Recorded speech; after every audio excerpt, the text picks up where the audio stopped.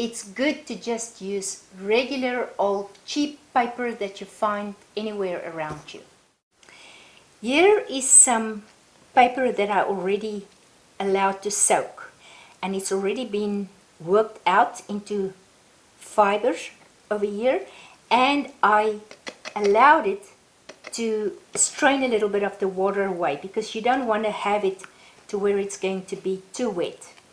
And to this I've got about this much clay, and that means that I can fill up the whole cup with the paper. Now guys, you can add as much or as little paper as you would like to do.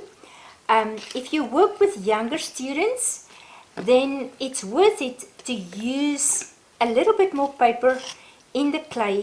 Paper in your paper clay strengthens the clay so that you can do many different things with it.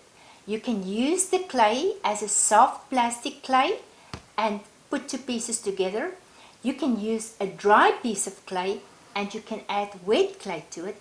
You can put it in a bisque kiln. That's to say, if that's what you got, if you have the privilege to have a kiln in which the stuff can be fired, then it can go in a bisque kiln, and if it comes out broken, you can still fix it.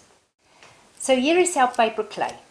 If you look at it, you'll see that it's a little too soft still. It's kind of like mud pie clay that you might have played with when you were young.